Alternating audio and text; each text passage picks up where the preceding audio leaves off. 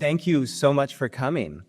My name is Matthew Souls. I am a professor of architecture at the School of Architecture and Landscape Architecture, otherwise known as SALA, at UBC. The main reason I'm standing here, well, there's two main reasons. One is that I'm, of course, a sort of perennial student, a perpetual student of the work of authors.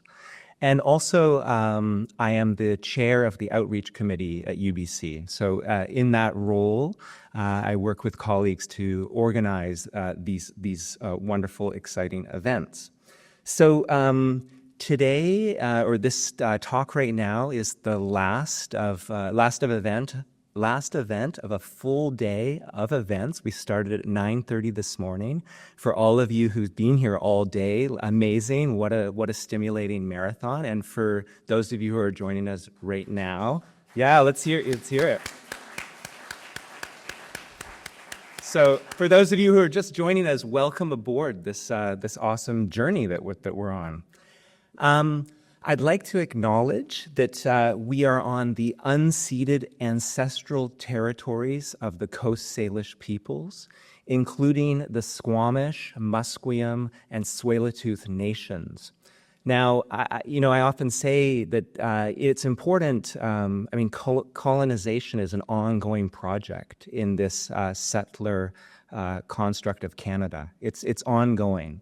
And reconciliation is vital process that I think is important for all of us, but extra important for those of us who work directly with the land in architecture, landscape architecture, and planning. So I think all day, hearing all the talks, it's always important to kind of question what we're hearing and what we're talking about, I think, through this kind of lens of how do we become more ethical, healthful, holistic stewards with everyone who's here, and of course the people who've been here much longer than settlers have. So let's keep that in mind as we hear tonight's speaker present her work. So today's symposium, I mentioned the outreach committee at SALA. It's, since you're all here, I want to share with you very briefly the larger event series that SALA is putting on this fall. So today is the first event. There will be 4 subsequent events, and they're all listed here. I encourage you to learn more about them online you can use this QR code. You can sign up to our newsletter, our weekly e-blast at SALA. But I'd like to just quickly point out that the ones in yellow are a kind of theme of this year's fall lecture series, which is all on climate change. So at SALA, we as a faculty kind of discuss and choose a theme each year that we think is super important, that is important to our faculty, to our students, and I think the broader landscape architectural, urban design community. So of course, I can't stress enough what we all know, the question of climate change. How do architects, landscape architects, and designers design with intent and impact in relation to this pressing problem? So I encourage you to come to these 3 talks. October 1st is Pamela Conrad. She will be presenting right in this room. She's visiting from Cambridge, Massachusetts. Very innovative person who has created an initiative that fuses advocacy, design, and education to advance cutting-edge ways to minimize carbon and create increasingly ecologically successful environments. And then there will be So What Now? That's actually a panel discussion that will be a vibrant debate, Q&A sessions with 2 SALA alumni and 2 faculty at SALA. So that'll be a kind of really rich debate. Adam Reisenek, who is one of our colleagues at SALA, who's really a leading researcher around carbon, will be moderating that event. And then the last one in the yellow is Andreas Kapar, who will be visiting us from Milano, coming from Italy. And he is the founder and creative lead of a very interesting practice called LAND that is doing quite remarkable work in urban design, landscape architecture. And then the book launch that is there, that is a very important also event. That is the only, or that event will take place at Inform Interiors. And our dear colleague, Leslie Van Duzer, who moderated one of the earlier sessions today, it's a book launch for her latest book that is it's a monograph on another Sala colleague, Bill Peckett's work. So if you're not familiar with Bill Peckett, he's a very important contributor to the built environment of this region and beyond. And this monograph is long overdue. We're super excited, so we invite you out to all of these. Please take the QR code, and we hope to see you there. So today's symposium is obviously a centennial celebration. Arthur Erickson was born in Vancouver in 1924. Today's event is actually the penultimate event, the second to last event of a whole series of things that started in about March 2024. And they included a premiere of a documentary film, street festivals, a whole series of talks that started in Winnipeg and moved across the continent. And the Arthur Erickson Foundation was key in leading that effort of all of those events. So today's symposium is a collaboration between the Arthur Erickson Foundation and SALA. And SALA has a very rich tradition of every year having what's called the Arthur Erickson Memorial Lecture, where we bring an outside practitioner from outside Vancouver that we think resonates with the legacy of Arthur to share their work to Vancouverites, to the Sala community. So in many ways, today and this lecture that you're all here for now is a kind of synthesis of the architecture or Arthur Erickson Foundation's ongoing centennial events and our annual tradition. They're kind of merging here tonight. So SALA and the Foundation are co-sponsors. Tonight's event is funded by the Government of Canada. We are very grateful for their support. And I would just like to take a few minutes to thank the individuals at the Foundation and SALA that have been so critical to putting on this amazing, exciting day that started at 9:30. So At SALA, I would like to thank my colleagues on the outreach committee. So Rana Abu-Ghanem who's here, Inga Roker, who is also here, Tamra Ross, who's also here. I think many of you have seen her at the front desk, and our outreach specialist, Emma Fennell, who is also at the front desk. So they have put in a tremendous amount of work. This could not have happened without them, so thank you all. I'd also like to thank, there's 4 SALA students who have volunteered all day to help make this happen. Anya, Bashra, Conrad, and Gabe, huge thanks to you. And with the Foundation, I mean, the Foundation is an amazing organization that has many people involved. At the kind of center of the effort to organize today is Bernadette Ma and David Kovo. Of course, they were always consulting with their larger group, but huge thanks to their leadership for today. So, and then of course, I'd like to take the opportunity to thank all of the people that directly participated in this event. So Clinton Cuddington, my colleague at SALA, Tanya Gutierrez Monroy, Barry Johns, Eva Matsuzaki, Michael Prokopau, Leslie Van Duzer, and Adele Weeder. Huge thanks to them. I mean, it's a lot to kind of, formulate your ideas and present them in a cogent, stimulating fashion. And I think we've received a kind of wealth, a cornucopia of ideas today. Also, I want to thank Win Bialaska and Nick Milkovich that also put a lot of work planning to present today, and unfortunately couldn't be here. So they're here in spirit, and a huge thanks to both of those two. So it now gives me great pleasure to introduce tonight's speaker, Brigitte Shim. When we had a lot of meetings on the outreach committee and with folks from the Foundation to to think who could be a good person to invite to do this evening lecture, this kind of fusion of the Arthur Erickson Memorial Lecture and the ongoing foundation efforts. And we had some wonderful conversations about that, right? I mean, it's not so easy to figure out who would be a great person, right? And in our conversations, we kind of landed on some characteristics that we thought would be good. One, we thought, well, it would be an ideal person for this. Someone who worked at Arthur's office. It's the Centennial celebration. That would be good. It would be good that we could see in their work, as folks that are appreciative of the work, analysts of the work, thinkers about the work, that there was some sort of connection. You could kind of create an argument, a set of lines that connected the work of Arthur and this person's or this practice, their work. So what I guess we were looking for is, have they done kind of exquisite, sensitive work around sight? Is it a practice that is really attuned to the particularities of a location?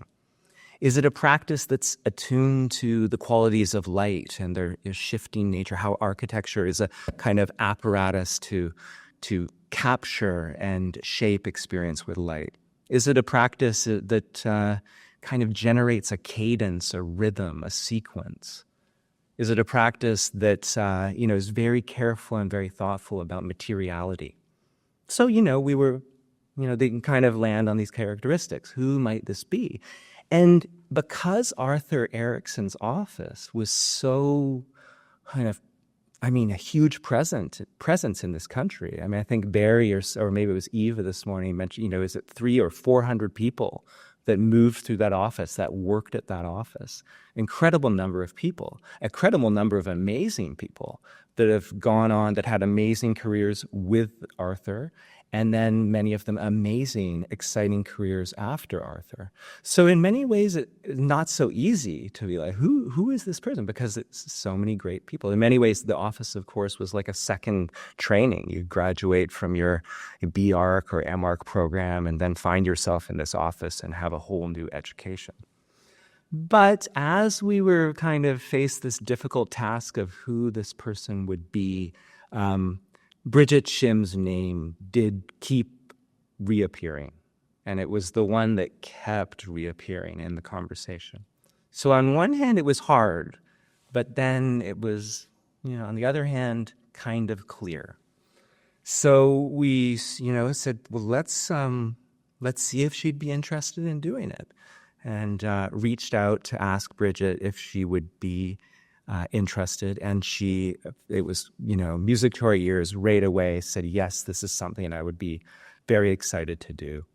And we had a wonderful telephone conversation, and immediately Brigitte told me about this incredible circumpolar travel junket that she did with Adrienne Clarkson at, for the federal government, a kind of cultural journey to Iceland and other Scandinavian countries. And then it became, and then she talked about the time where she worked at the Laurel Street office. And, instantaneously in the conversation, you're like, yes, right. I think we chose well, and we're very fortunate that she has agreed to come and share her ideas and the work of the practice. So, Brigitte and her partner, A. Howard Sutcliffe, founded Shim Sutcliffe Architects in 1994 in Toronto. They were working together before that, but they formalized the practice in 1994. And since that time, they've done quite an impressive number of very carefully calibrated projects in Canada, the United States, and abroad. In my opinion, and I think we know many others, their practice is unquestionably one of the most important and impactful practices operating today. And of course, they've received the recognition one would expect of a practice operating in the way they operate. So because of their contributions to the discipline of architecture, to our culture and our society at large, they have received Shim Sutcliffe, 16 Governor General medals for architecture from the Royal Architecture Institute of Canada, the RAIC, a kind of remarkable number of awards. Both Brigitte and Howard received the Order of Canada in 2013, a kind of joint award. And in 2021, they received the RAIC Gold Medal, its highest honor. Brigitte is also a hugely important educator in our country and beyond. She is a full professor at the John H. Daniels Faculty of Architecture, Landscape, and Design at the University of Toronto, where she has been a leading figure since 1988. She has taught at many institutions, including Harvard, Yale, EPFL in Switzerland, and many others. She's also, I think, a tireless advocate for design excellence. It's not only that her practice is so special and remarkable. One of the first times I met Brigitte was when she was serving as a juror on Sala's Margulies Prize, as an example. You know, she'd sort of flown out and participated in adjudicating that very important award. So she serves on a lot of these juries, international, national, and local. So she's quite tireless, I think. Judging on all this. But yesterday, so she woke up in Toronto, got the plane from Toronto to YVR, landed at 9:50. I picked her up at her hotel with Brian Broster, who's in the second row. We picked her up. She just, as far as I could tell, the Uber had arrived. She'd run in, left her bags, run out. We jump in the car. She said, I need a coffee. We go to Milano, get a coffee. It's 2 seconds, and then we were off. And we go see Epic 2, the Epic 2 house, one of Arthur's, great houses. We have this amazing conversation, this amazing tour. It's being renovated right now. Brian got us into it. And then they're like, can we go to Epic 1? I had already tried to do some things to get us into Epic 1. The owners said, sorry, we're going to be away. We can't do it. So I told them in advance we can't do it. But after the amazing stimulation of Epic 2, as we're leaving, both Brigitte and Brian are like, let's just go and just walk around the landscape. And I was like, I felt very uncomfortable. I was like, I've literally been told we can't go. And they were completely not turned off by this. They were like, no, we should go. And I'm like, okay, we're gonna trespass. There's probably cameras, all that stuff. And I was like, Brigitte, this is on you. Long story short, we go. As it turns out, one of the owners happened to be there, did not go on their trip. It was happy to see us. We had an amazing tour. But what I want to say is we then continue to go to many other Erickson projects, not really even stopping for food. This culminated, she's come from Toronto in the morning, right? This literally culminated with Brian giving us a fantastic tour of Arthur's own house and garden, with me on the flashlight of my phone, leading us through the forest over in the yard, really scared that people are going to trip. It's like, oh my God, Bridgette's going to break her ankle before tomorrow's talk and all this. And I had the feeling, we had to, I was like, at 9 p.m., it was like, we need to end this. We need to go for dinner. I had the feeling that Brigitte would maybe go 24 hours or 36 hours. So I think this is somehow her passion for the built environment, her interest in discussing it, exploring it. And I was struck the whole day how the conversations just moved between careful, observations and considerations of construction details, of the kind of way the concrete was textured and finished, or how the light was moving, to larger considerations around, how does one preserve these kind of important cultural things through all of the bureaucracy and funding challenges that involve. So swinging from policy, governmental issues, code issues, down to the very close details. So I'm very excited to bring to the stage what I think is the tireless and remarkable passion and energy for architecture that Brigitte kind of embodies. Brigitte, please come on up.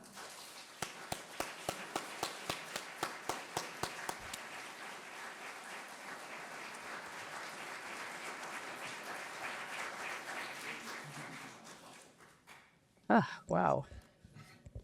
Thank you so much, Matthew, sharing all of our travel details with everyone. But it was truly a remarkable day because it filled in a lot of pieces for me. As a student working in Arthur's office in the early 80s, I never went to see either of the epic projects. I think they were occupied by the original owners. So to see them with their landscape was really, really wonderful. We also saw some buildings at UBC, courtyards around the faculty club. We actually went to visit the Museum of Anthropology and seeing the new water landscape outside and the plant material. So it was really, truly enriching and so special. So first of all, we're in this wonderful room. How great is this space? And it just, there's an intimacy that is really, really appreciated. And the fact that, the bleachers create a kind of almost like an embrace around the kind of central audience. And I just feel like it has a wonderful scale and intimacy. So first and foremost, it's an honor to be invited to speak at this centenary symposium commemorating Arthur. I want to thank UBC, Sala, and the Arthur Erickson Foundation for your kind invitation. And what an amazing day. So each of the sessions, I think for me also filled in pieces and reconfirmed certain things, but also added to my understanding and depth of Arthur. So it was like a kind of a mosaic that was created throughout all of the sessions in the day. And I just feel like the Erickson Foundation and Sala have done a really great job of sort of crafting a kind of a way of understanding Arthur from a variety of perspectives. So really congratulations to all of you. So my title of my talk is "Sight is Paramount," which is a quotation from one of the kind of Arthur pieces of one of his texts. And in a way, I wanted to really weave together certain things. So I'm not an art historian. I'm not a kind of, and even though I teach in a university, I typically teach design studio. I've taught the history and theory of landscape architecture, a lot of courses, but I'm not a kind of historian in any way. So let's go. So Howard and I are both Canadians because we were born somewhere else. Howard was born in Yorkshire, England, and came to Canada on a really rough crossing of the QE2. It was a really bad winter crossing, and most people were sick the whole time. I was born in Kingston, Jamaica, and I arrived in Canada when I was about 7 years old in February in the middle of a snowstorm. And for me, the memory of making snow angels and making my first snowman was so vivid because I came from a very tropical place.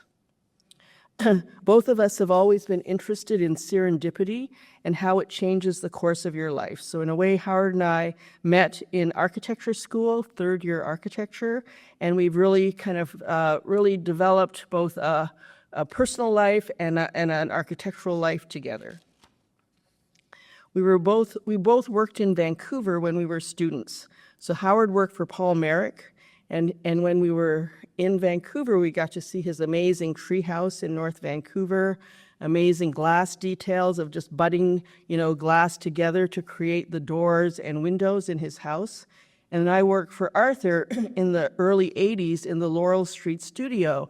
And I thought the session with Eva and Barry and David just described the kind of energy of the studio and the experience of being there. And in a way, both of these West Coast architects shared with us their local knowledge, and we understood how important the work was going on in Vancouver at that time. Howard and I were also fortunate to work for other architects. He worked for Ron Tom when he graduated from school, and then Barton Myers, and then KPMB after that. So that was kind of Howard's early formation, post-architecture school at Waterloo. I worked for George Baird on the right, and Barry Sampson. The firm was called Baird Sampson Architects. They were my first bosses, but also became mentors, and I actually taught with them later. George did a book called The Space of Appearance, looking at the work of Hannah Arendt and the role of her thinking in relation to the space of appearance in public life. And I was a research assistant for George. Barry Sampson was an amazing practitioner, educator, and really both a mentor and a friend, and they became really key for both of us. So Howard and I chose to live in Toronto. Even though we had worked in Vancouver, Toronto has been our home. And I really like this gritty photograph taken by Stephen Evans. It's a little bit out of date, but you see these kind of tall towers with this gritty kind of industrial foreground. And I really like the contrast between the kind of the towers almost emerging out of this kind of railway lands. One of the speakers earlier today talked about Expo 67. So 2 years after our family arrived in Canada, we all went to Expo, and Howard's family went to Expo as well. And we rode the monorails, we went into the Buckminster Fuller Dome, we went to Habitat, we checked out the bathrooms, and really architecture was the star of the show. And in a way, I feel like as a kind of young kid, it was just super inspirational and made you think about the role of built form and its impact on a community. And for Canada, it was really a coming of age of design, and architecture was the star of the whole show.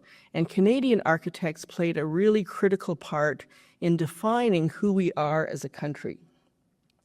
In Arthur's publication in 1975, he had drawings of the kind of pavilion that he worked on. And he said that some people argue that international expositions are a waste of time and money, but they are but then almost everything comes down to a waste of effort and money. So the question is how to waste it well. So Arthur, right? To me, expos are important, not only as international exchanges, but they fulfill a deep instinctive need for people to have a festival. So at Expo 67, in a way, it was the first fair to use themes. So Canadian architects were asked to demonstrate different construction techniques related to each of the themes. So being from the West Coast, Arthur was given wood and as a construction material and asked to build man in community. So in a way, what was so interesting was it was a large span with the bottom edge revealing a glulam box beam of over 100 feet. And they had problems getting it from the West Coast to the East Coast because it had to be on a railway passing through the Rocky Mountains. So there was all kinds of technical issues. And then although the beams were 6 feet deep, they decreased in size towards the apex. So in a way, this was kind of a very big technical challenge of the piece itself. And the exhibit really changed several times. So they had an idea, but it didn't work out. So there was this kind of, the interior exhibition was actually very evolved. And the garden that was designed for it made a really poor start during the typical Montreal winter in April. But then Arthur said he was so happy because he learned afterwards from many people that the tranquility of the space provided a special haven for them during the crowded days of Expo. So in a way, I'm sure everyone has a copy of this book. So for me, when I saw this book, I had never met Arthur Erickson. I didn't really know who he was. I had been to this pavilion, Man and Community, and saw it was in this kind of crazy space, but I didn't really know that it was designed by Arthur Erickson. But I got this book, which was done in 1977, maybe, early first or second year architecture school. It was published by Tundra Publication. It was printed in Montreal, and it blew my mind. So in a way, what was so interesting and important was these bold, large format images, full frame, right to the edge of the paper.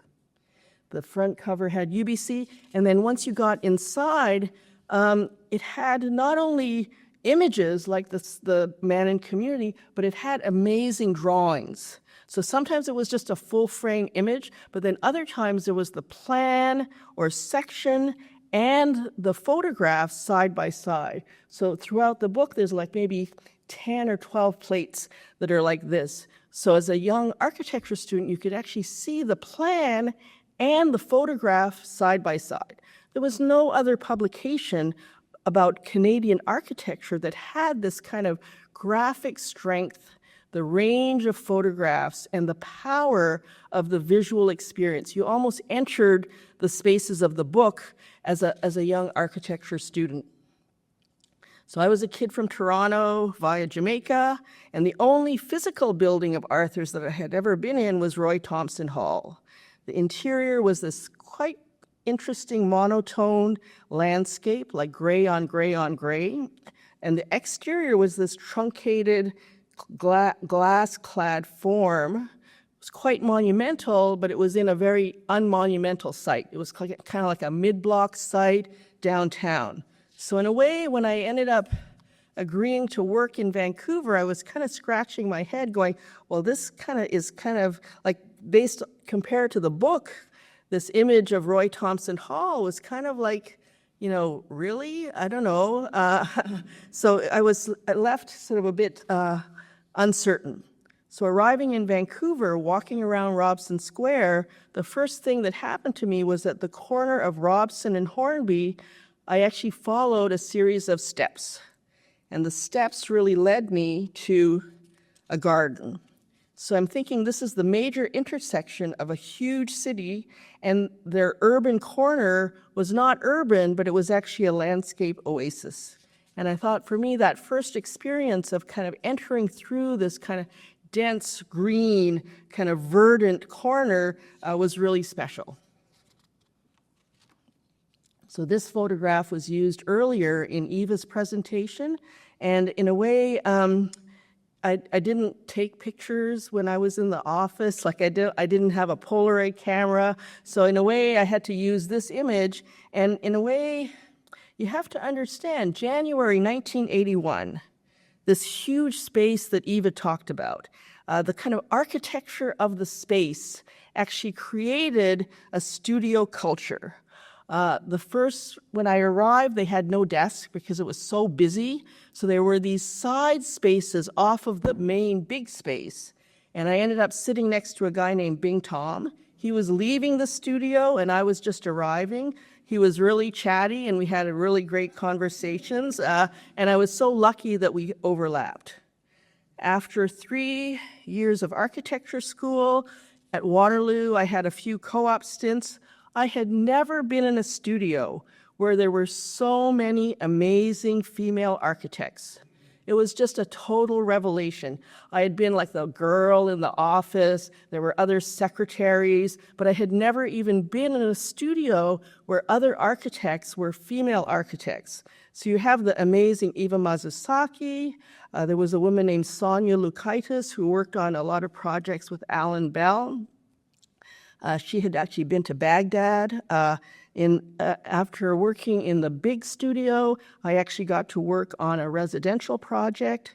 And so I worked with Inara Kunditz and Sandy Truen, who worked with Nick Miklovic in this kind of upper little area, which had a beautiful view over Falls Creek.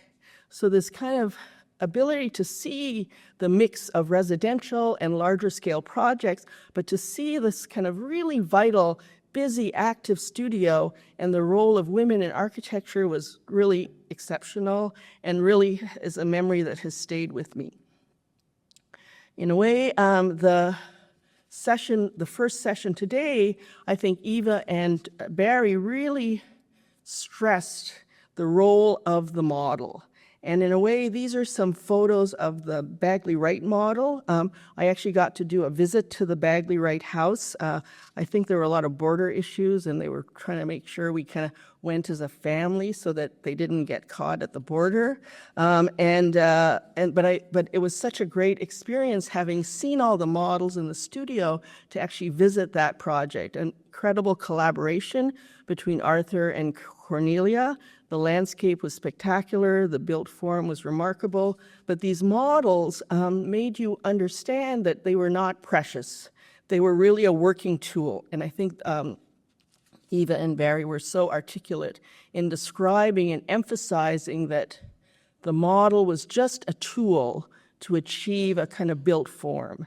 And in a way, the kind of ability to cut pieces out and stick new pieces in and to use little push pins to kind of hold them together, and that Eva described no glue was the mantra, and because it was actually about a kind of an adaptability and using the model to continually recalibrate your thinking about the project. So in a way, for me, that was so important. In a way, I learned at some point that the model in the Laurel Street office didn't always sit there, and there used to be a reflecting pool. And in a way, this kind of photograph that I got from the Erickson family archives shows Arthur working on plant placement and in the outdoor reflecting pool. And then in a way, this is the same photograph maybe that was shown earlier of the kind of three-block Robson Square model. And then in a way, this photograph was also shown earlier in Barry and Eva's presentation. I received this from the Arthur Erickson family archives.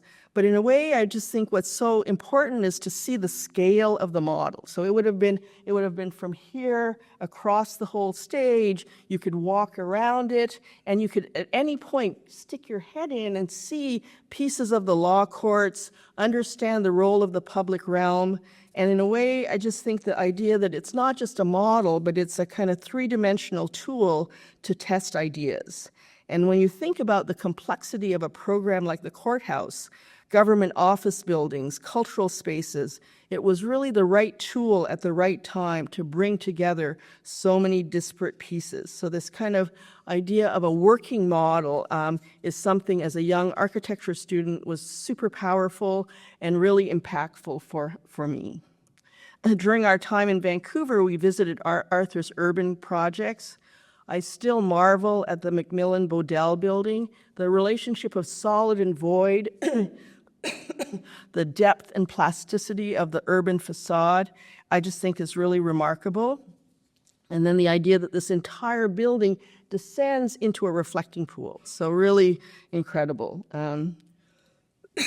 So while I did not ever visit either of the EPIC projects, we did check out a lot of residential projects, some of them illegal, some of them not so illegal. You know, kind of from Matthew's description, I don't really take no for an answer, and I usually like to ask for forgiveness after and never ask for permission. But here you learn that a building can also be a bridge. Inside materials can occupy outside spaces, and that we also learned that you don't need glass to create space. And so this idea of outdoor spaces that are covered but really part of the spatial experience, I just think is such an important lesson from Arthur. So in a way, this book, I think in 1975, really was so powerful, and that the role of photography cannot be underestimated. The quality of the photography in that book, he shifts from black and white to color throughout the whole thing. And it just, I think, for anyone thinking about what is Canadian architecture, it defines it so eloquently and beautifully. Now, if you look closely at the table of contents, you'll see that Arthur chose to present both residential projects and public projects. And I think that the fact that, you know, they had already finished Simon Fraser and were working on projects of a public scale was actually different from many other architects of his age and that point in time of Canadian architecture. So this kind of duality, so he could have just gone and shown all public work, but instead he chose to show a balance of the two because in a way, especially from our amazing day yesterday, the houses are a laboratory. They're so key in a lot of the thinking process. So to go to Epic One and then to see Robson Square, they're so connected, and the experiments of Epic One allowed him to do some of the things he did in Robson Square. And just to be able to be in that residential space, you imagine and you see the way that house as an experiment shaped the way he could talk about what he wanted in the public realm of Robson Square. So when you guys were doing your walking tour, I was looking so closely and revisiting some of these spaces through the lens of being in Epic One, and really, really interesting. So in a way, what I want to do is use Arthur's words to talk about the way he read the few key things. And I think they've been mentioned before, the issue of sight, light, cadence, and space. So in a way, this is just a quote. Sight is paramount, which is the title I chose for this talk. So sight is paramount for me. This is on page 14 of his book, because it has always been the rich source of inspiration. In fact, I have often thought that I was more of a landscape designer than an architect, since I tend to take a structural approach to landscape and a landscape approach to architecture. I could never conceive of a building apart from its setting. To me, architecture means unifying the duality of site and building. The dialogue between building and setting is the essence of architecture. And one of the projects we saw yesterday was a small house in a kind of regular neighborhood. It was like a forgotten house that Arthur had done, but maybe wasn't part of the main office. And that project was defined by the landscape hedges.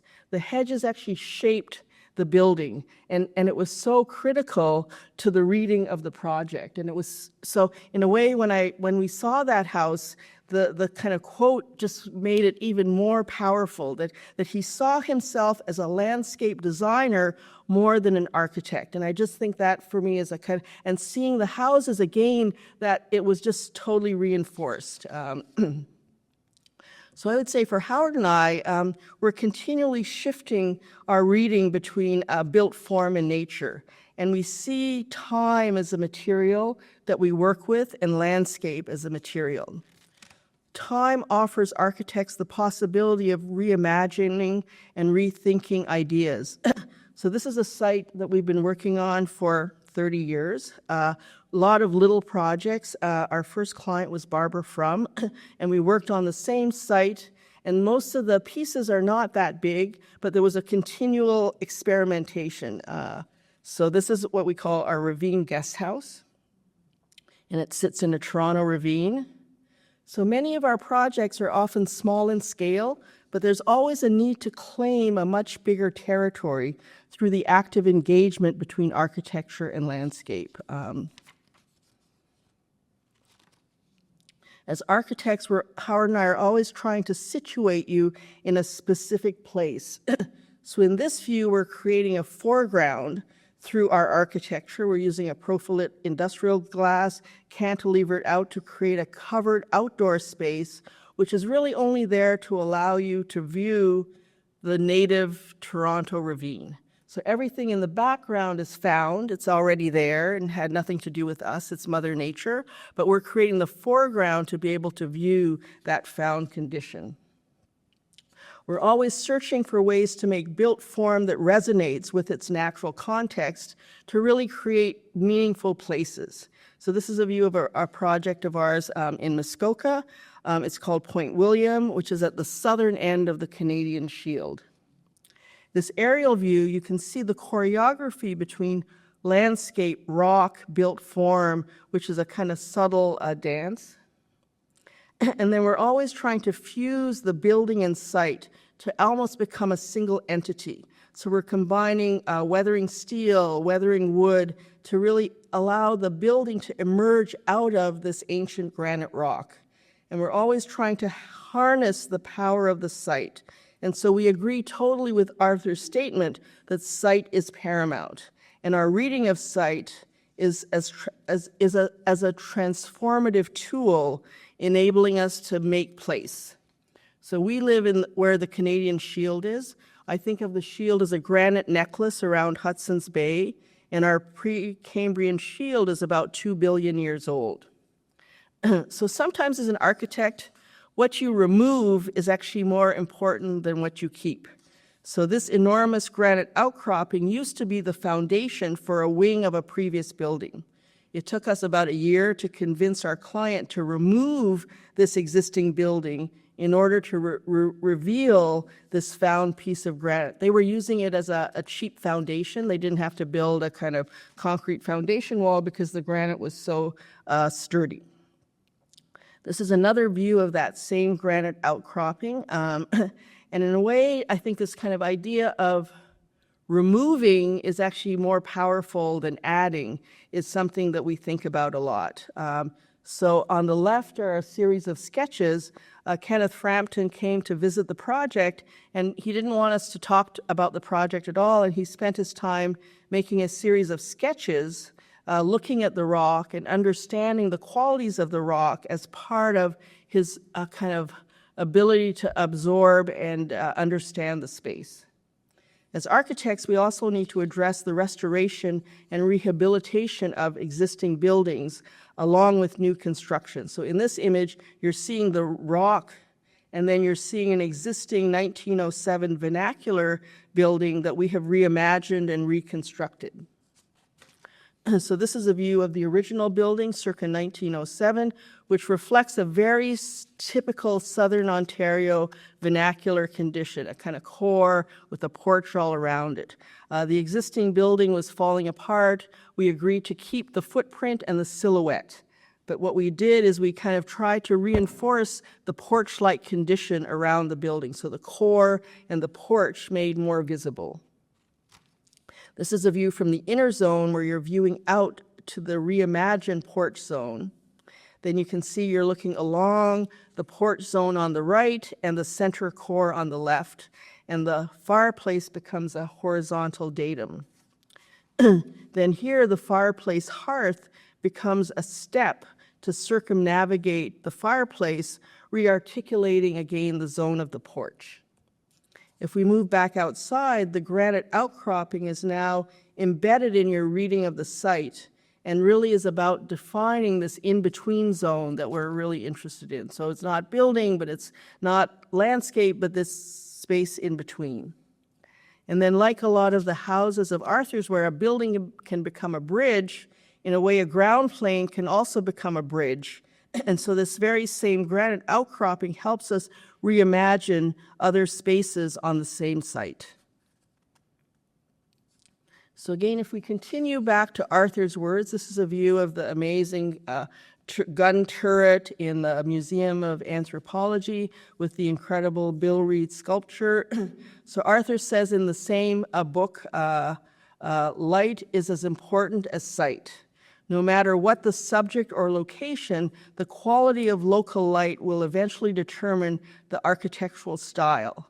The quest to find the right light, the right architectural form to suit the particular light of a region is a continuing one. And I just feel like that, you know, the kind of idea that, so here you have sight, but then light is kind of right next to it. And that this is such a powerful image.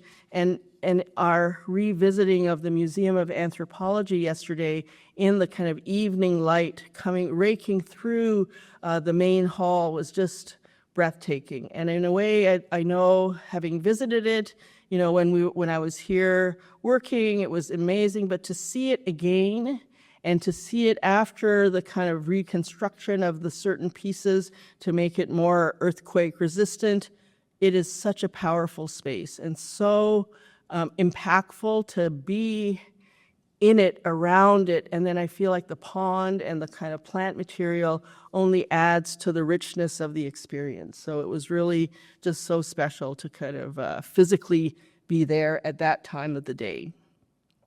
So light for Howard and I is a preoccupation. This is an early study model of a sacred space, a synagogue in Portland, Maine. In our work, the reflected ceiling plan is one of the most important elements. So we're always shaping the underside of the ceiling because you're always contributing to the spatial experience of a project. I would say our plans look kind of simple. They're never, often when I see work, the plans can be really agitated and very graphic, and we really work at keeping our plans quite simple because in a way it's the relationship between the plan and the underside of the ceiling that's really creating the kind of spatial experience. Here is a summer camp for a inner city, a dining hall for a camp for inner city kids, and we're using off-the-shelf greenhouse glazing combined with glulam frames and metal tie rods. And then down the center, the 2x4 sticks really connect natural light and ventilation, so it becomes like a light monitor. Here we're using light as a tool in this kind of elevation to capture it through the time of the day. So there's vertical perforations in the facade to really bring light into the main space. In tight urban projects, we're using light to amplify the winter condition and protect ourselves against the harsh summer light.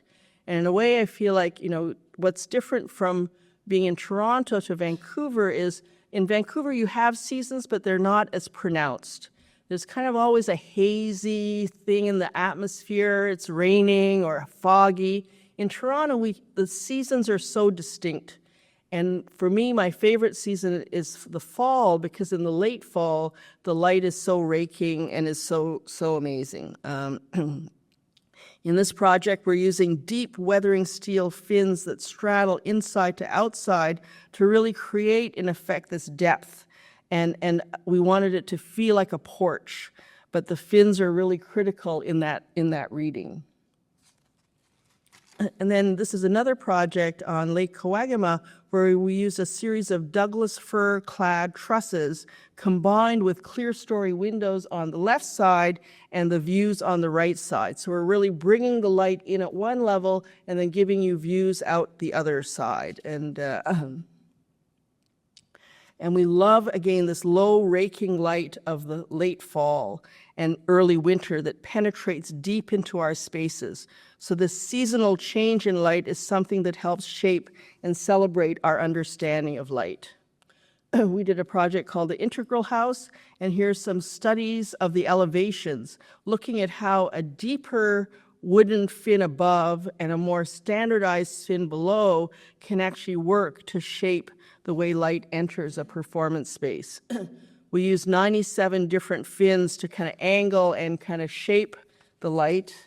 And then we documented this main space through all 4 seasons. So this view is spring. And so part of it is the facade becomes, in effect, a kind of curtain, a wooden curtain that's the backdrop for many of the performances.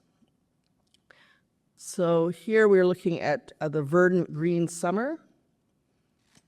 And then our relationship to nature changes in the fall, which is, again, this very dynamic season.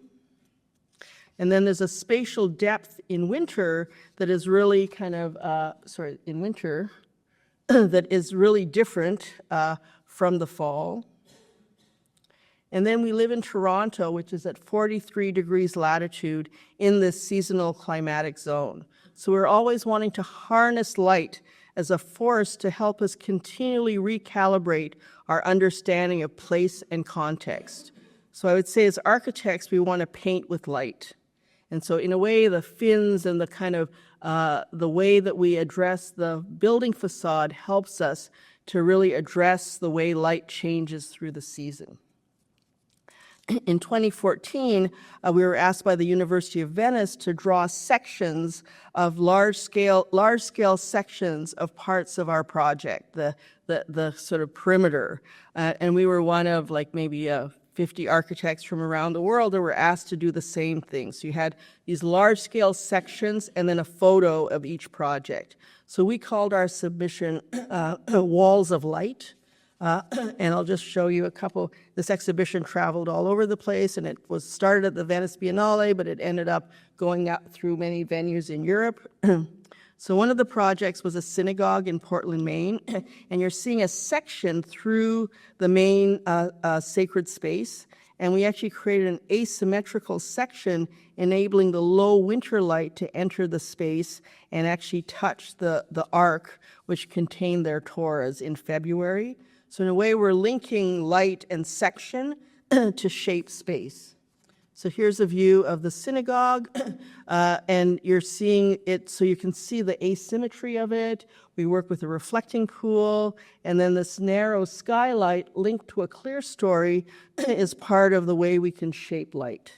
And so inside, we created these, used clapboard, but we inverted the clapboard to create lines of light as opposed to lines of shadow, and it becomes, in effect, a light monitor.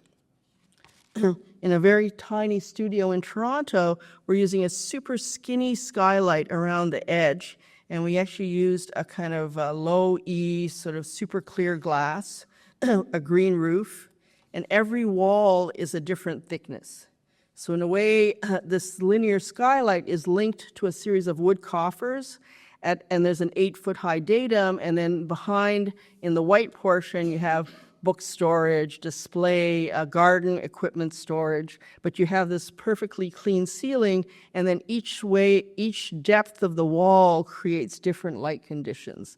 So in a way, this kind of idea that the depth and the light kind of are linked together.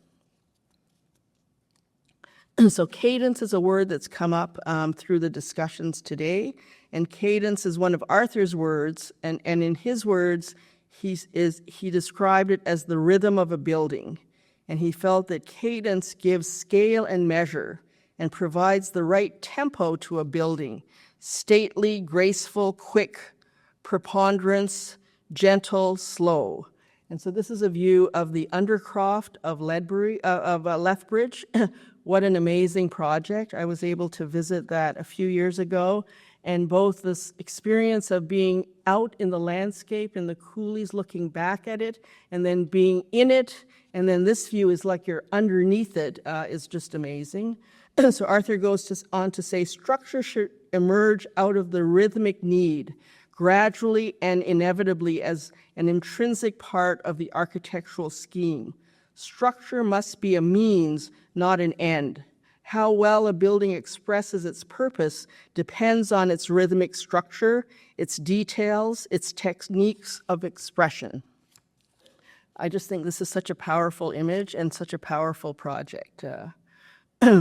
So in the civic space of the Ace Hotel in Toronto that we designed, we created a series of 7 concrete arches that transfer the load from the hotel directly to the lower level. We wanted to create a certain ambiguity of time.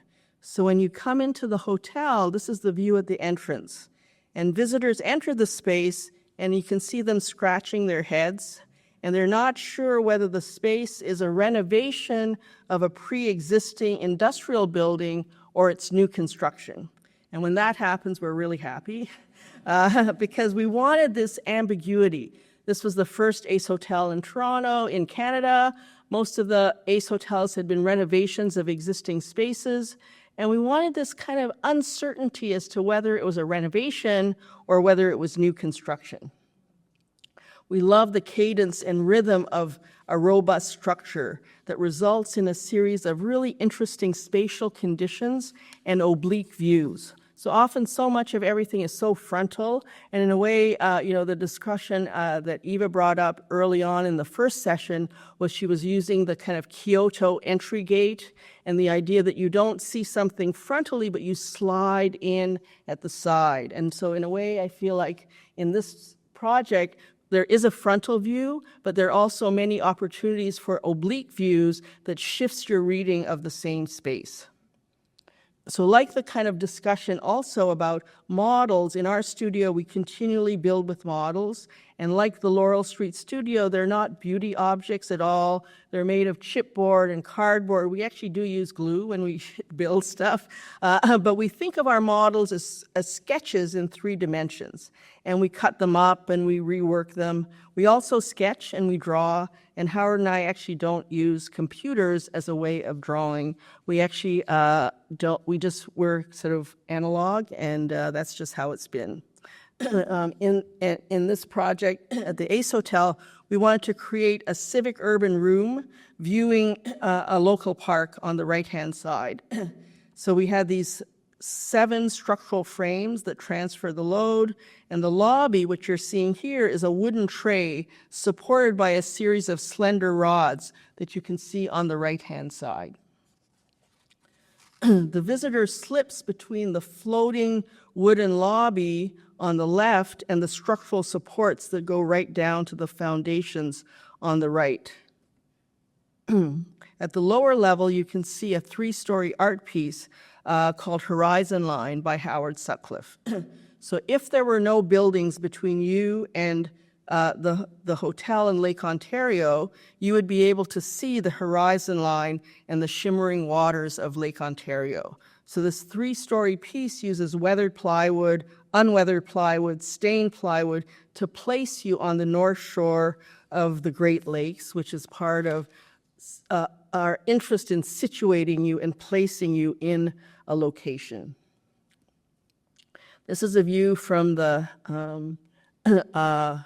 south end looking north. So you can actually see the floating lobby on the right and then these foundation walls that come right down to the lower level. The stairs and the bars are inserted into the space, wrapping around a series of 7 steel knuckles that provide the transfer again on the other side. So we're really working with asymmetry and then using the knuckles to be another way to transfer the load down to the lower level.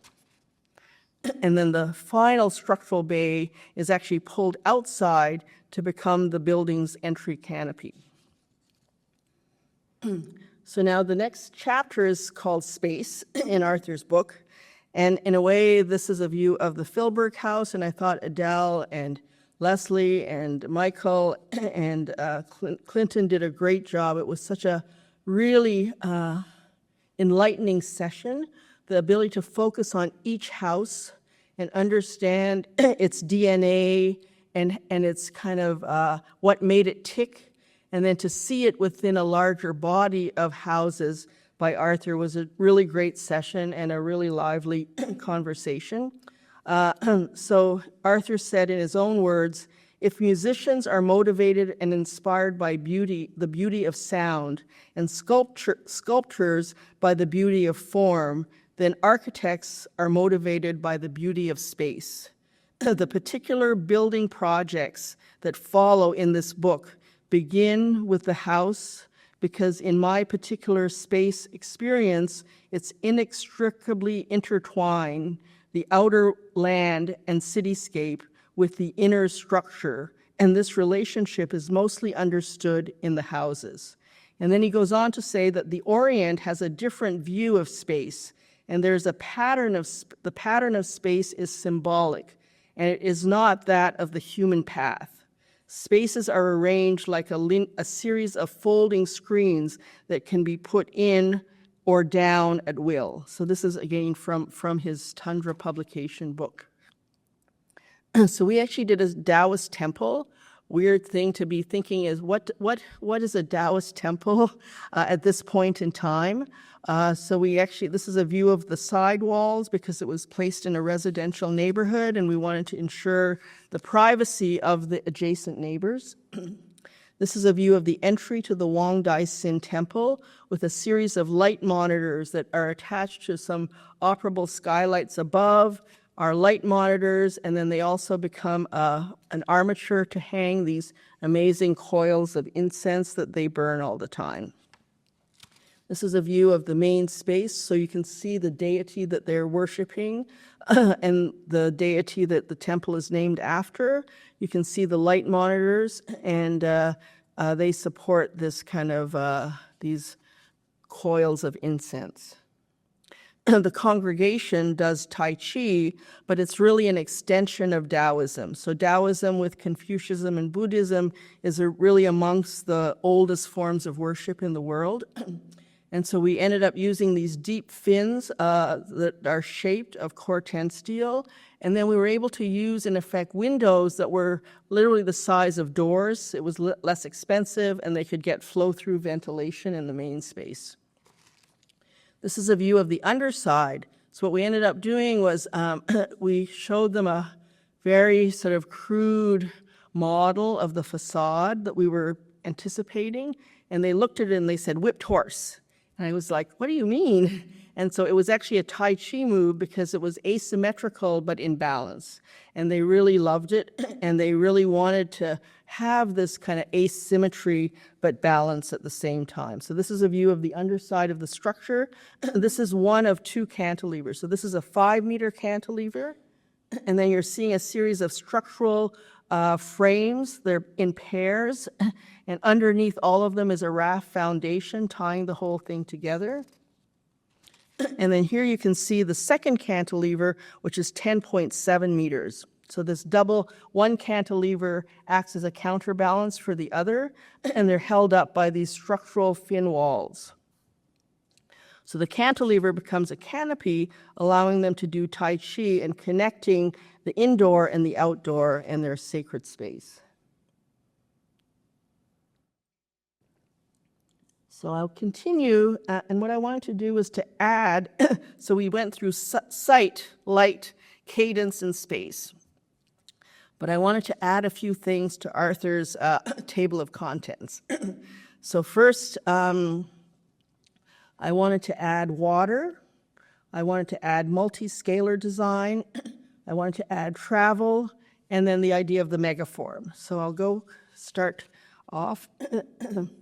I would say water is a prominent character that appears in so many of Arthur's projects. And this is the water that Eva was talking about and Barry was talking about on their amazing walking tour, because in a way you have office workers behind and this incredible waterfall. And one of the things about the water that's missing is that my experience of Robson Square, there's this auditory dimension of the water and hearing the water before you ever, so you're at the bottom and you haven't gone up the strats, but you can hear the water before you get to the next level.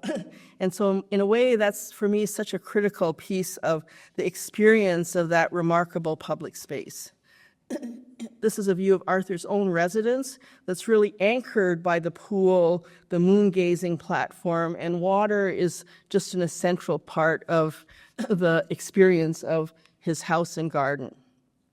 So really, Howard and I love to work with water, and we consider it a material in our material palette. This is a very early project, reflecting pool. We also work with water in public spaces.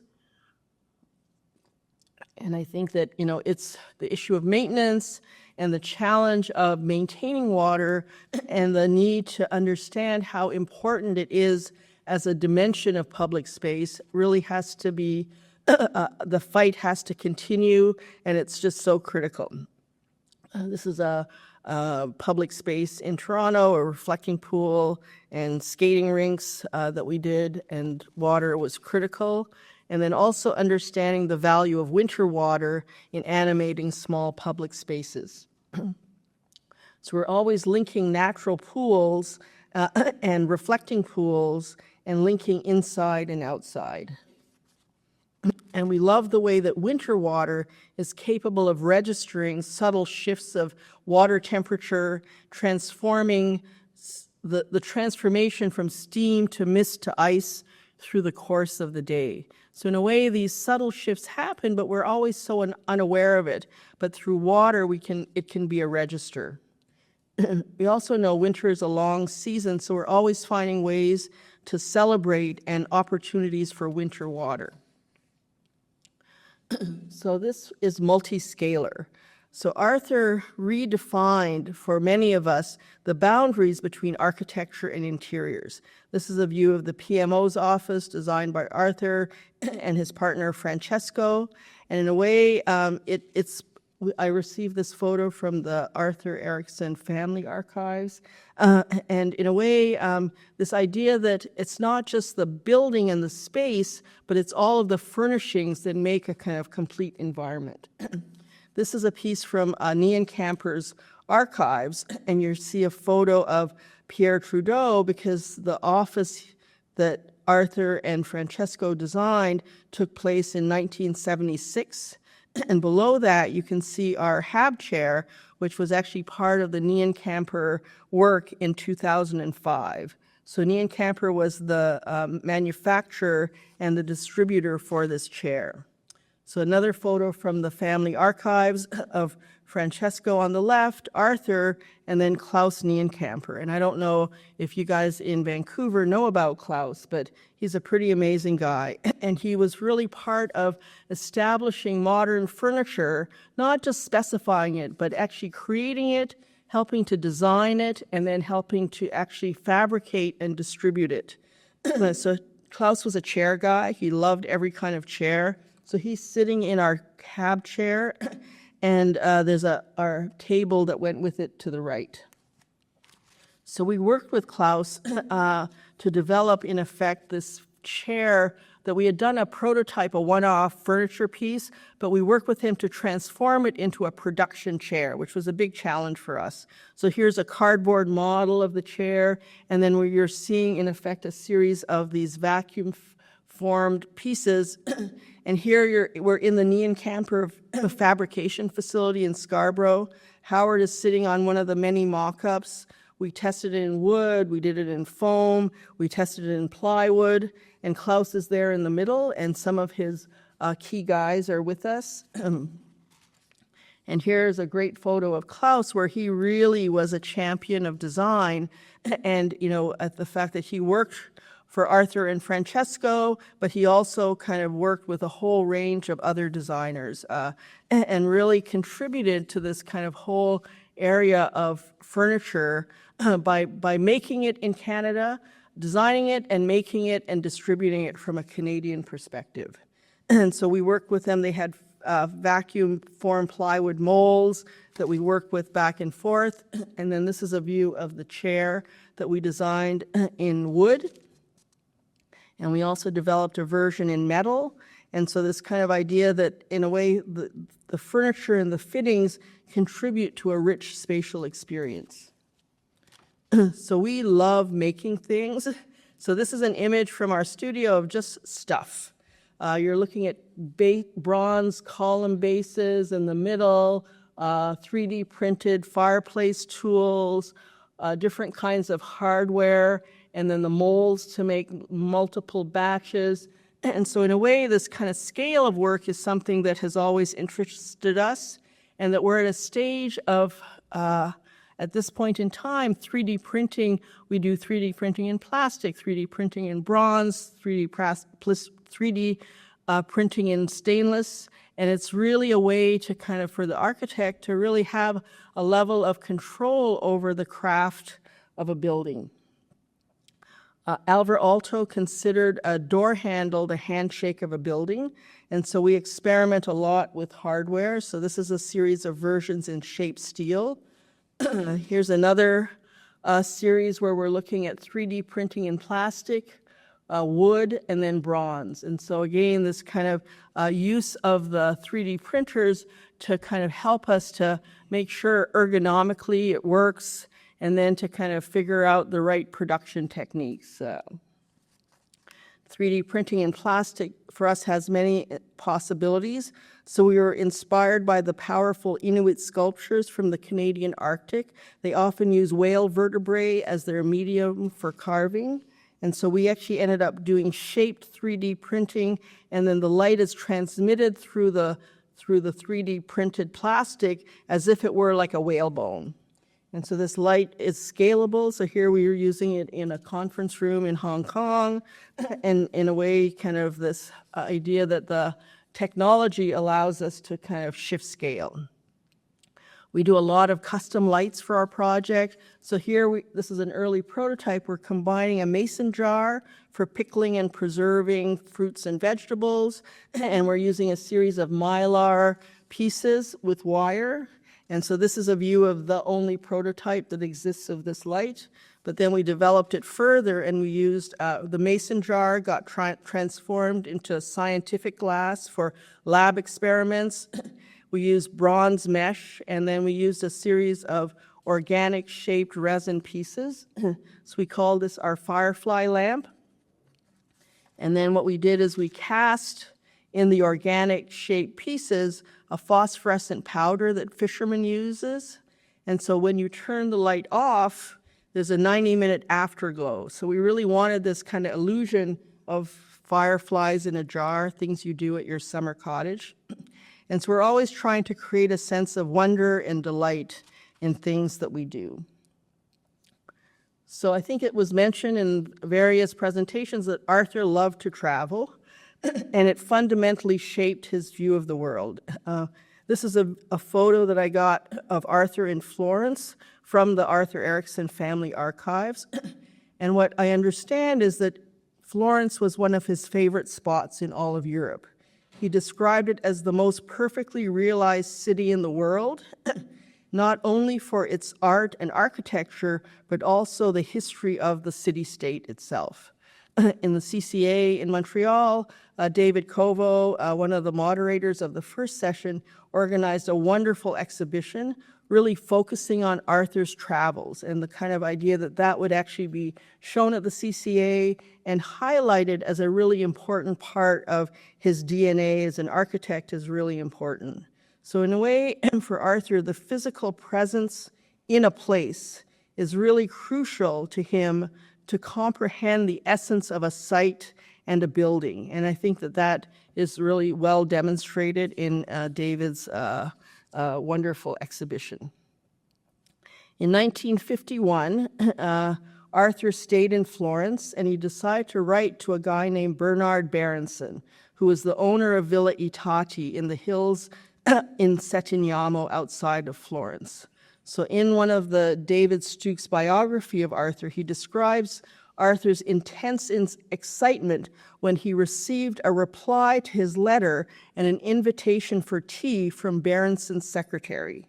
So guests at Villa Itati were first invited to stroll the grounds of the 70-acre estate before meeting Professor Berenson. So here's a view of Berenson. I think that's not his wife, it's just a friend of his, but his wife, Mary Berenson, was a key player in developing this incredible collection of Renaissance art and books. So Arthur was amazed by Berenson's multi-room complex library with nearly 50,000 books. Arthur exclaimed, "What a vast consumption the man must have," when he sent accounts back of his visits to his home. After his visit to Itati, so this is a view from the Lemonaya of Itati looking out, Arthur felt that Berenson had devoted himself and his life to connoisseurship, to art criticism, and to creating the most aesthetically beautiful life possible. So his takeaway was the completeness of the environment, the art collection, the library, the grounds of the villa and the villa itself. His worship of art, so tangible in his home and his collection, and especially in the books he had written, embodied for Arthur something like the perfect existence. So in spring of 2025, Howard and I were fortunate to be invited to Villa Itati as artists in residence. So this is a view of that same Lemonaya that we took in May of this year. And so we were the first artists in residence to be architects. So there were filmmakers, painters, musicians, and this view, in effect, would have been the view that Arthur had as he strolled through the grounds. This is a view looking back at that same Lemonaya covered in ivy, and this vantage point of inside and outside is really key. And then behind it, you can see the kind of ochre piece is actually the villa proper, and behind the villa proper is the amazing library that is incredible and is now owned. So Bernard Berenson donated Villa Itati in 1951 to Harvard University, and it is their main Renaissance study center. So it was really great to hang out with all these Renaissance scholars. So then in the time at Itati, there was an amazing garden by Cecil Ross Pinsent. And in a way, what I love about this is the kind of different kinds of greens. And in a way, what I understand is that from Cornelia is that Arthur taught her how to look at greens as a color, and that he wasn't so interested in flowers or kind of large things, but the color green, the texture green, the different types of plant material was really important to him. And in a way, as you wander the grounds of Itati, you're seeing this kind of amazing, sort of architecture. It's landscape, but it's architecture. It kind of fits into this kind of idea that you're using both architectural elements and plant elements to shape space.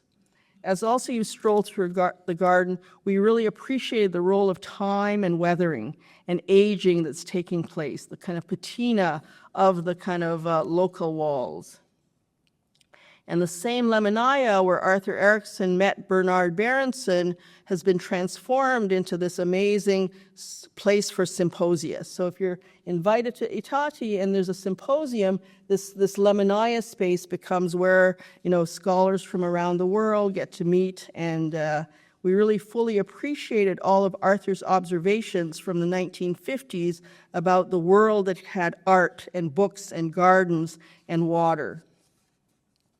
If we fast forward to 2003, or move back to 2003, Howard and I were fortunate to spend 2 weeks with Arthur Erickson. So we were invited by Governor General Adrian Clarkson to be part of a circumpolar visit to Finland and Iceland. And this is one of the amazing Icelandic sod houses that contained multi-generational families.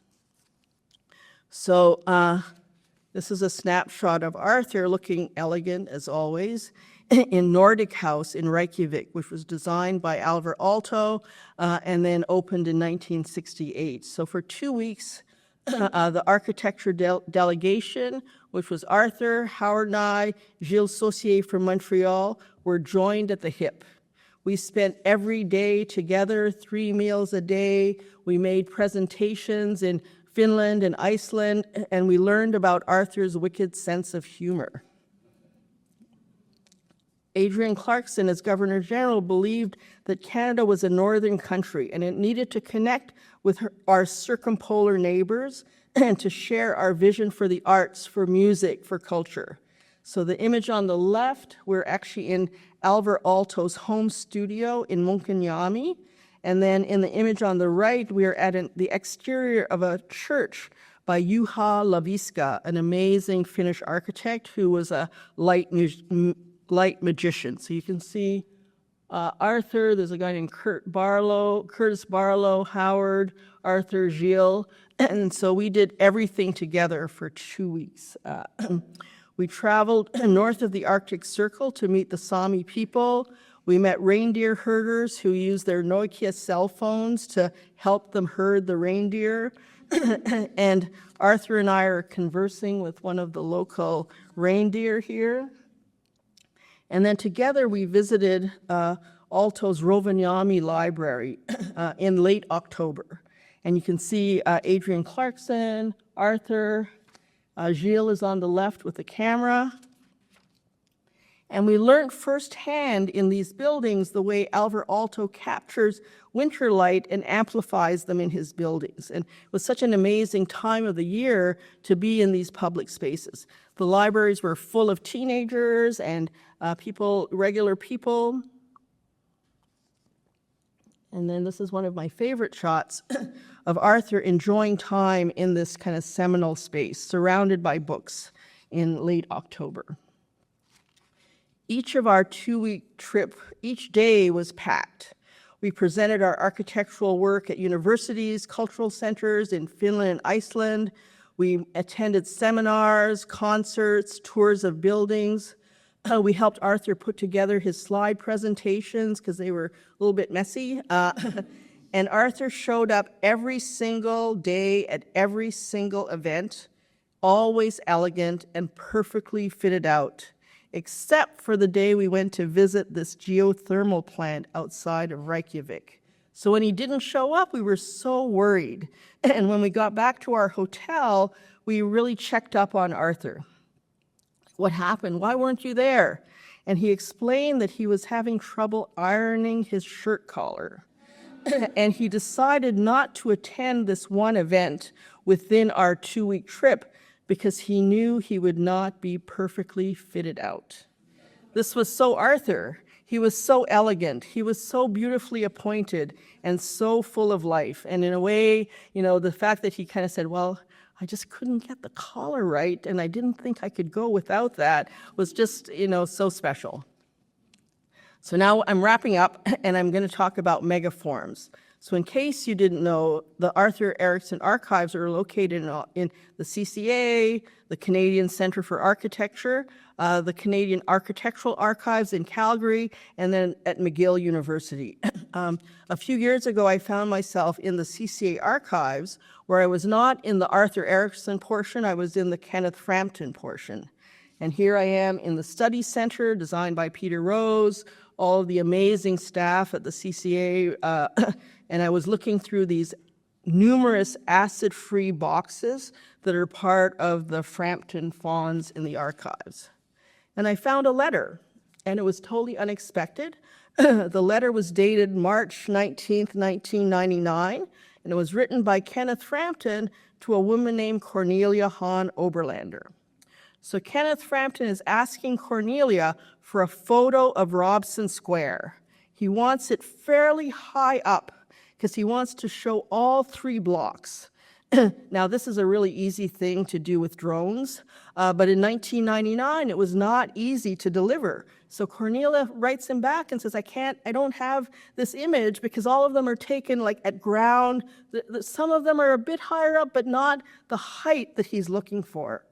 So in this letter, in the first paragraph, Kenneth Frampton goes on to say that he thinks this project, he's talking about Robson Square, is possibly one of the most important urban set pieces carried out in North America since Rockefeller Center.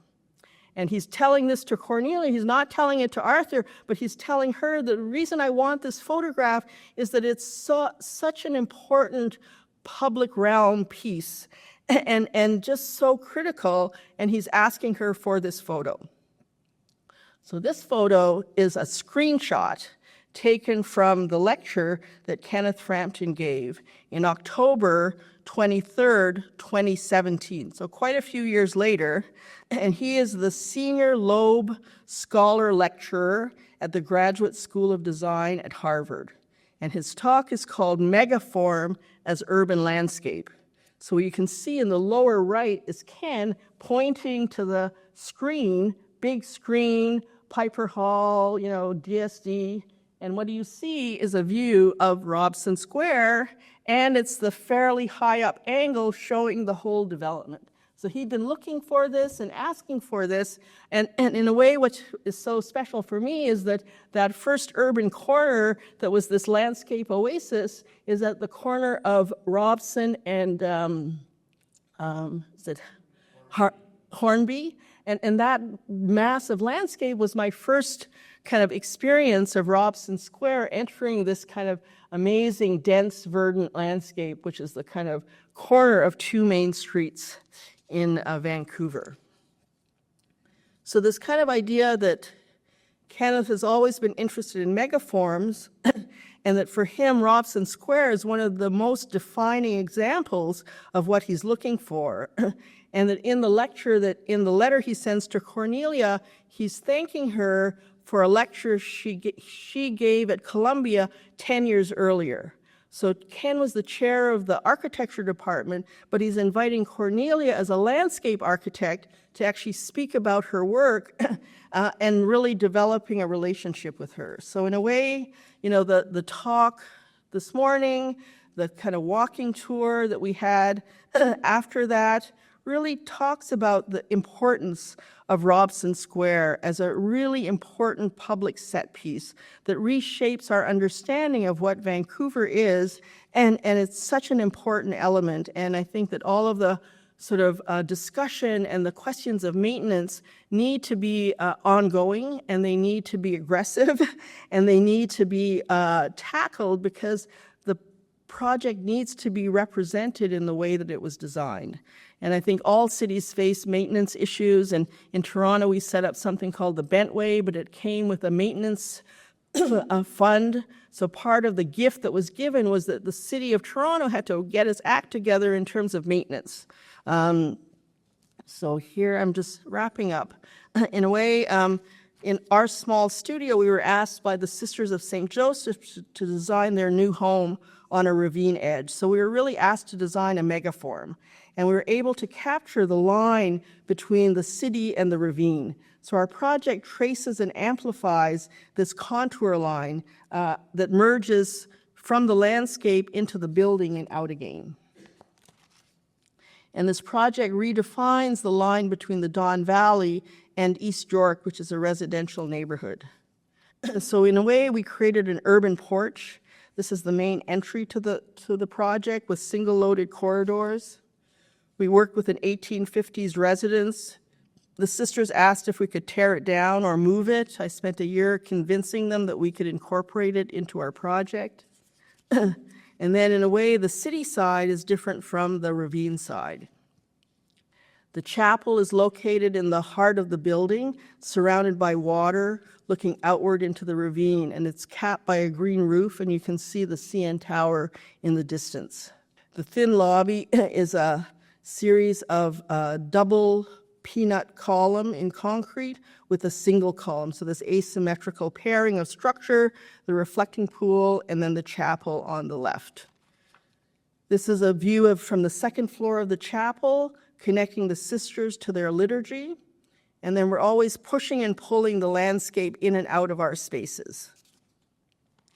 And we're always thinking about this kind of relationship of nature and land and our interior spaces. This is a view of the landscape beyond. And then, like a lot of our projects, water defines the zone between the sacred space and nature. And then nature is visible from the inside out. And the chapel is situated in the reflecting pool facing the ravine.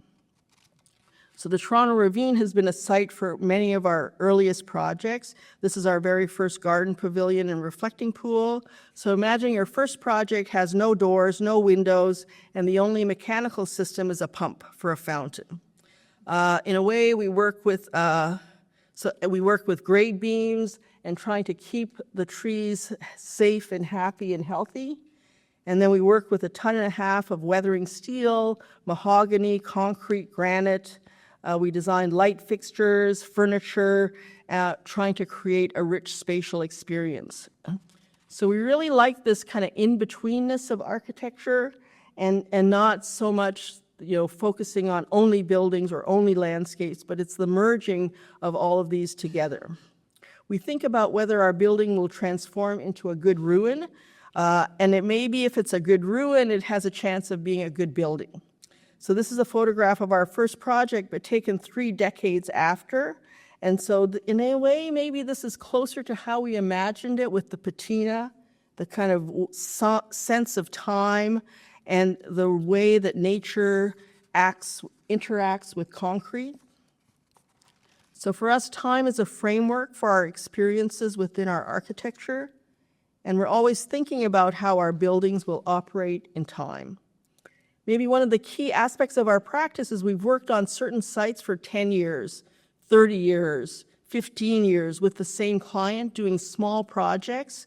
So on the same site, we bring the ravine inside through water jet cutting the leaf pattern of a black locust tree out of weathering steel. So the black locust is found in our ravines. It starts in North and South Carolina, and it comes all the way up, skips Lake Ontario, and exists within the ravine. So to see a black locust in our climatic zone is actually very special. So we're linking light and nature, and the vibrant fall leaves actually transform the same space and give it color. So we're always linking nature and culture and trying to interweave them in our work. And we're always reflecting the role of time, light, and space in our architecture. So I just wanted to end with two images. Last summer, we had the privilege of visiting Haida Gwaii. Adele Weeder was super helpful in helping us to craft our trip. So this is a view of the impression of a building that is no longer there, the site of one of the many amazing longhouses. And then during our time, we encountered what's called the nurse tree. And so this is actually a fallen totem pole that's serving as the host for a tree that has grown on top of the totem pole. So this phenomena is present in Haida Gwaii because you have these abandoned villages, these old Haida totem poles that were carved and revered by the Haida people. And then in a way, because of the kind of contact with Europeans, the population declined. And in a way, what you're seeing is that this cultural object of the Haida people provides the nutrients, the moisture, and an elevated platform for a Sitka spruce to have a home. What a remarkable kind of meshing of nature and culture together. So here we are celebrating Arthur Erickson's 100th anniversary. And I believe Arthur is really an amazing visionary architect. And through all of the discussions through the whole day, I would say the thing that resonates most with me is that Arthur changed the way that we see the world. He helped us recalibrate our eyes to see things slightly differently. So I wanted to end this talk with Arthur's words from his 1975 publication, because I think it's so relevant and important.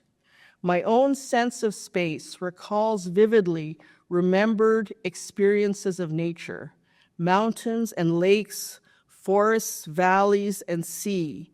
The strong landscape of the West Coast has ingrained its poetry into my sensibility, and for better or for worse, conditioned my way of seeing. Thank you very much.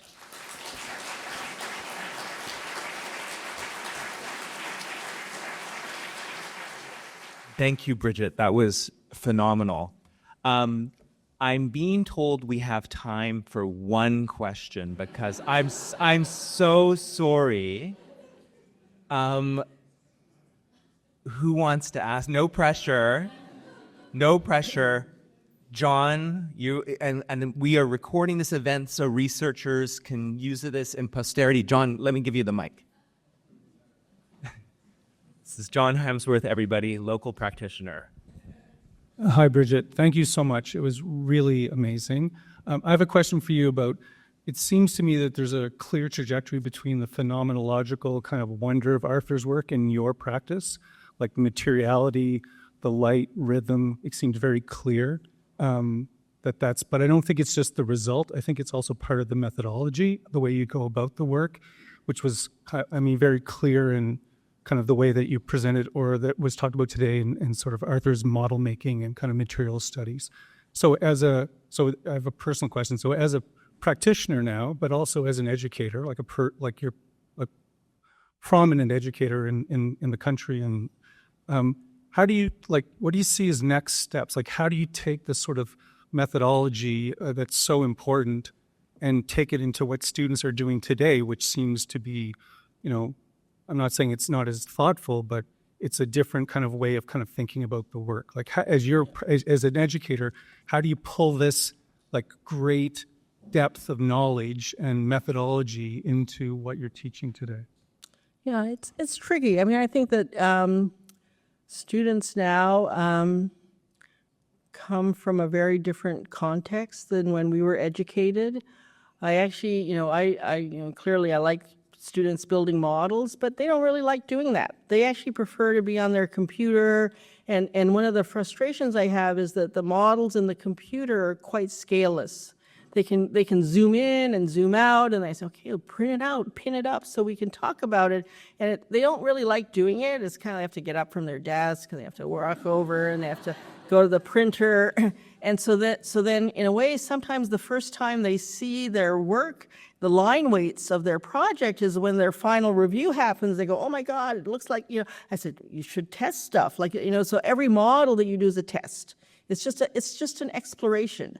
And so I feel like this iterative process, whether it's like models or drawings or whatever, it's an ongoing dialogue back and forth. And I feel like one of the things that's so challenging right now as an educator is a lack of understanding of scale. Because you can zoom in and zoom out, and a plan people think they know their plan, they understand it, they think they know their section, but because they haven't tested it in more than one way, it often falls short. And that it's only when they get to like a final review or something that they realize that they really didn't test it enough.